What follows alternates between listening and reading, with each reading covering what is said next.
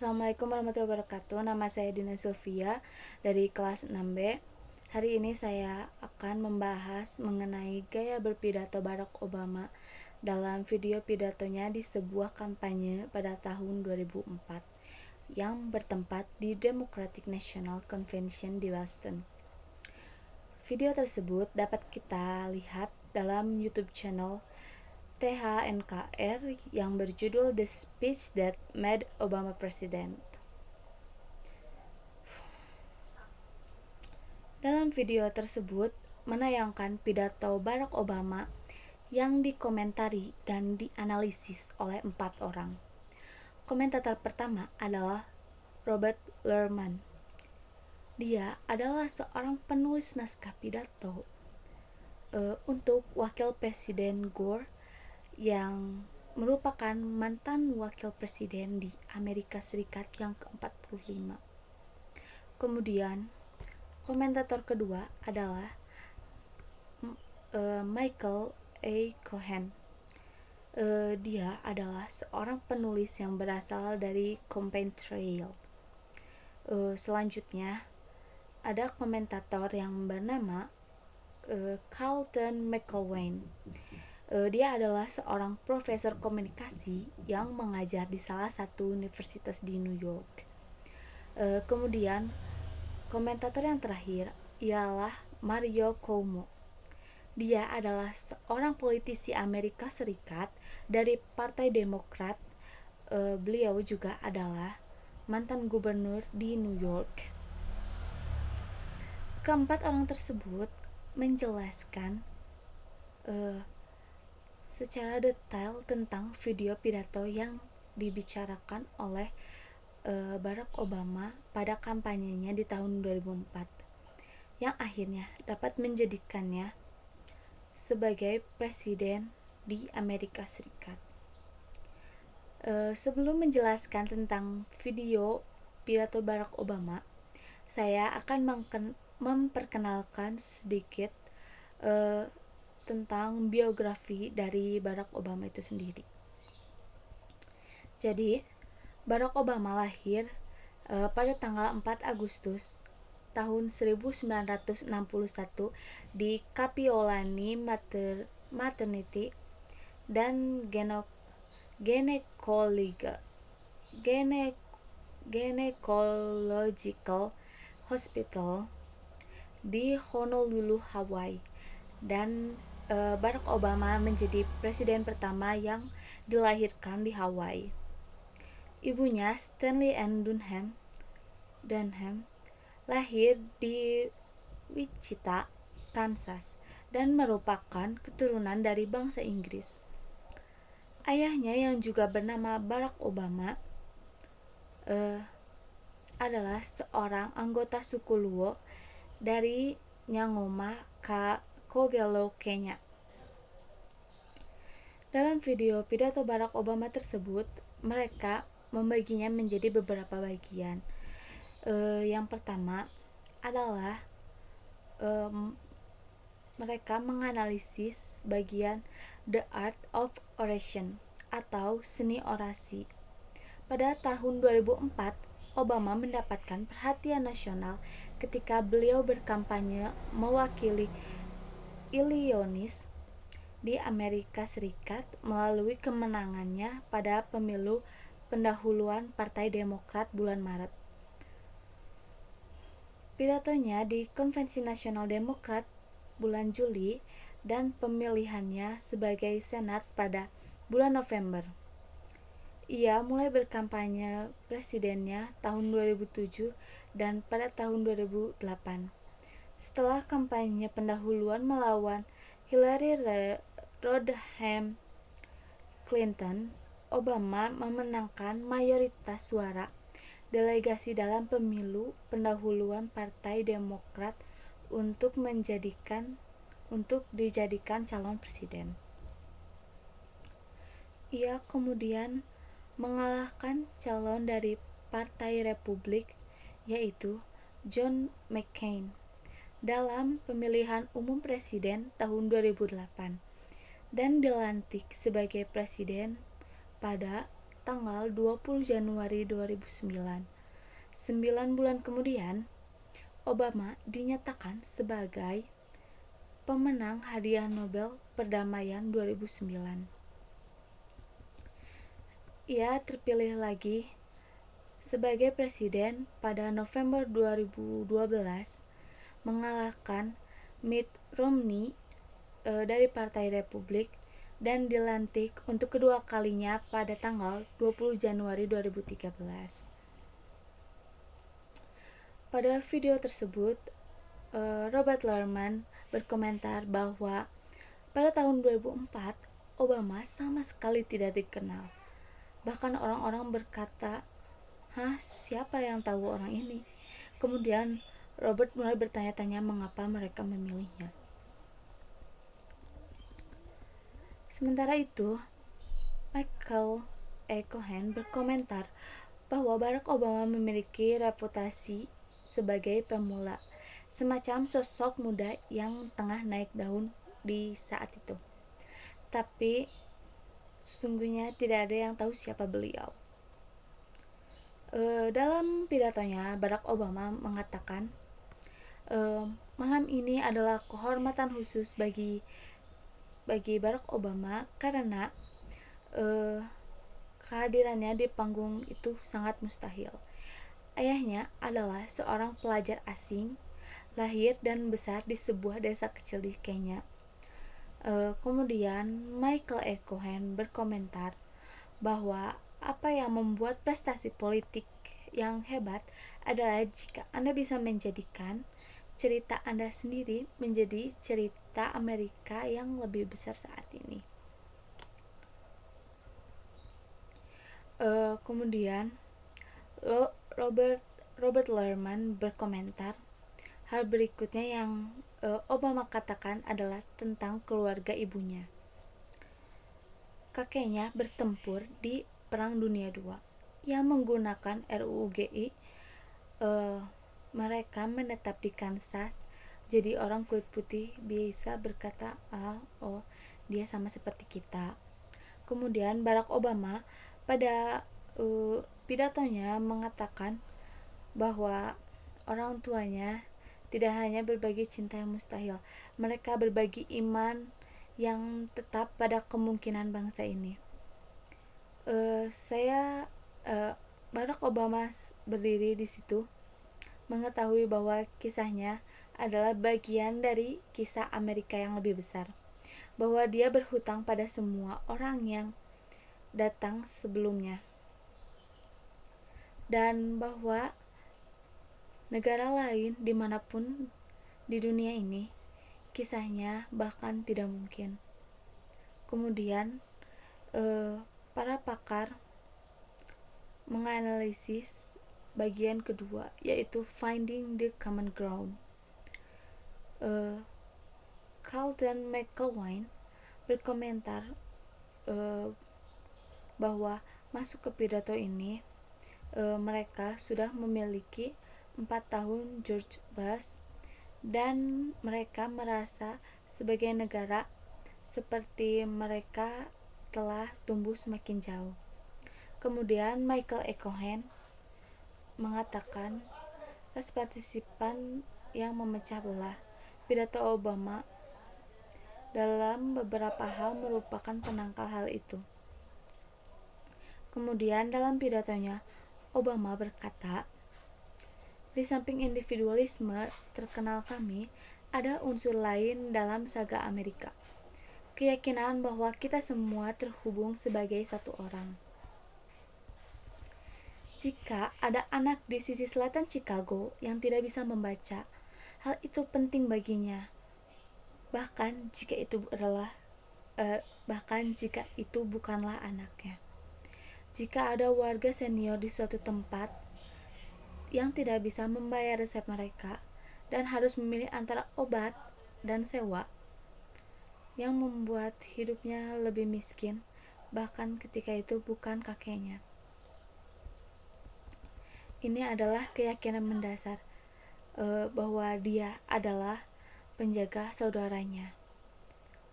Dia menjaga saudara perempuannya yang membuat negara ini berfungsi.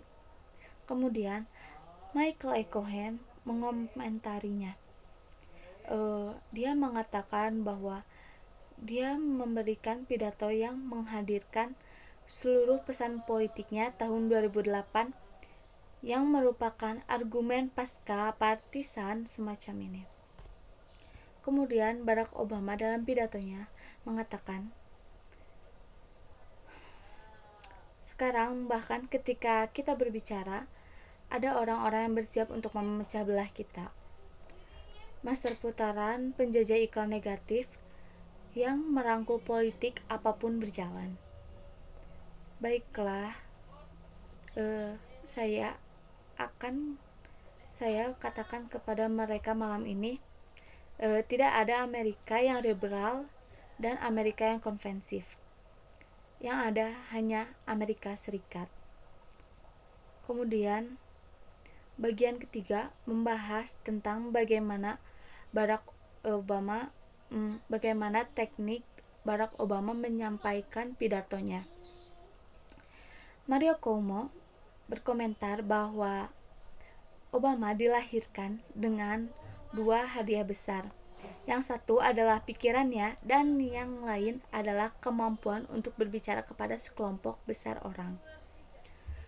Kemudian Robert Lerman mengatakan bahwa ada 3 hal yang dilakukan Obama yang benar-benar membuat pidato itu efektif. Dia ingin detail yang konkret, dia suka cerita, dia suka antitesis, penggunaan pengulangan dan struktur untuk menunjukkan kontras.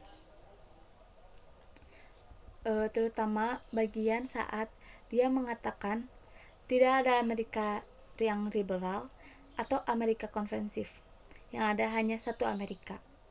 Kemudian pada pidatonya Obama mengatakan tidak ada Amerika hitam dan Amerika putih, dan Amerika Latin dan Amerika Asia. Yang ada hanya Amerika Serikat. Para pakar suka mengiris dan memotong negara kita menjadi negara merah dan negara biru. Tapi aku juga punya kabar untuk mereka. Kami menyembah Tuhan yang luar biasa di negara-negara biru, dan kami tidak suka agen federal mencari-cari di perpustakaan kami di negara bagian merah. Kami melatih liga kecil di negara bagian biru, dan kami punya beberapa teman di negara bagian merah. Kami adalah satu orang. Kita semua berjanji setia kepada bintang-bintang dan garis-garis. Kita semua membela Amerika Serikat. Kemudian Michael E. Cohen berkomentar, cara dia menggunakan tangannya benar-benar menunjukkan banyak hal dan melakukan banyak ini dan sebagainya. Kemudian Carlton McElwain berkomentar, dengan melakukan hal itu, Obama mengeluarkan energi seperti aku seorang yang dinamis. Dan Michael E. Cohen berkomentar, Obama tidak melakukan itu lagi. Obama sedikit lebih serius dan pendiam ketika dia memberikan pidato hari ini, dan dia pikir itu lebih mencerminkan dirinya. Selanjutnya, yang para pakar analisis adalah An Appeal to Hope. Dalam pidatonya, Barack Obama mengatakan, pada akhirnya, itulah tujuan dari pemilihan ini. Apakah kita berpartisipasi dalam politik sinisme atau kita berpartisipasi dalam politik harapan? Ini harapan para budak yang duduk di sekitar api unggun menyanyikan lagu-lagu kebebasan. Harapan para imigran yang berangkat dari partai yang jauh. Harapan seorang letnan muda angkatan laut yang berani berpatroli di Delta Mekong. Harapan putra pekerja pabrik yang berani menentang peluang. Harapan seorang anak kurus dengan nama yang lucu percaya bahwa Amerika punya tempat untuknya juga.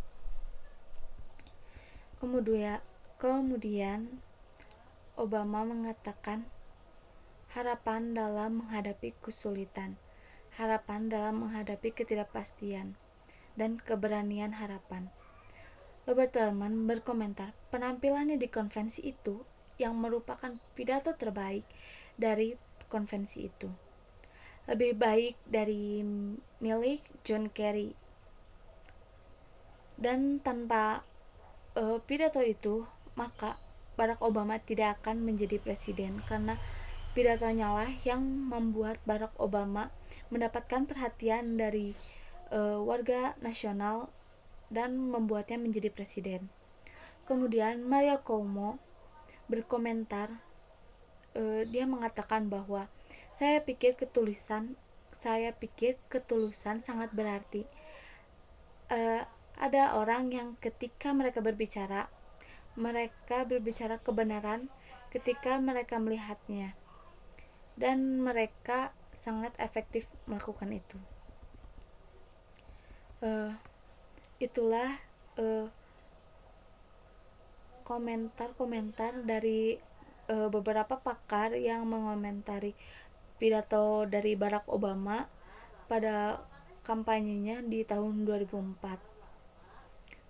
Dan pidatonya memang sangat bagus, dan itu membuat warga nasional tertarik padanya dan memutuskan untuk memilihnya untuk menjadi presiden di Amerika Serikat.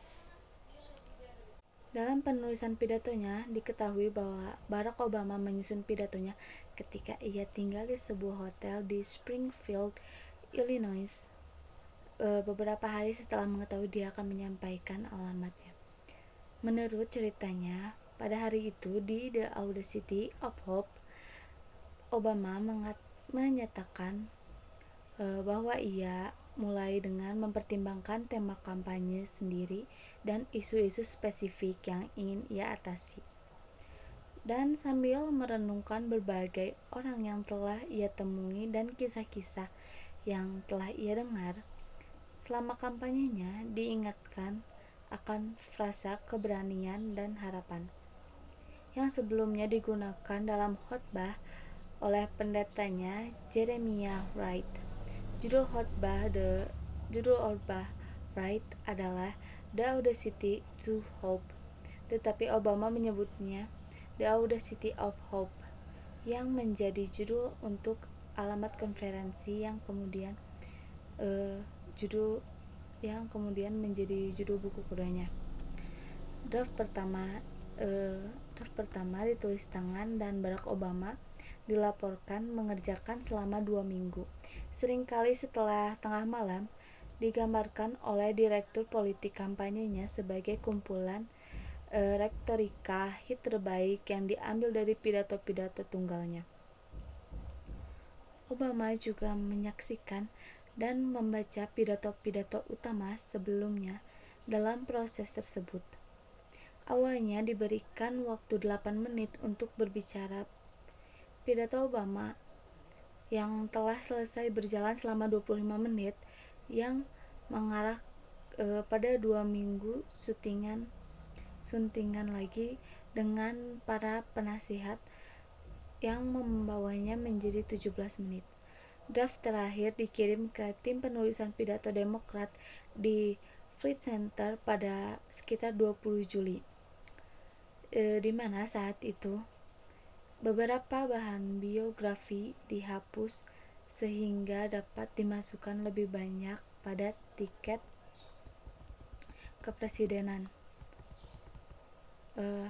Satu laporan menunjukkan bahwa sekitar 3/4 dilaporkan telah dibiarkan utuh setelah suntingan kampanye Kerry, sementara yang lain menunjukkan bahwa sangat sedikit yang berubah. Setelah penyampaiannya, Obama mengakui bahwa stafnya dan Kerry telah lama meninjau pidato tersebut, mencatat bagaimanapun bahwa ia bangga telah menulisnya sendiri bersama dengan bagian besar pidatonya yang lain. Sekian yang dapat saya jelaskan dari video yang berjudul The Speech That Obama President. Mohon maaf bila banyak kesalahan dan banyak pengucapan yang tidak jelas. Wassalamualaikum warahmatullahi wabarakatuh.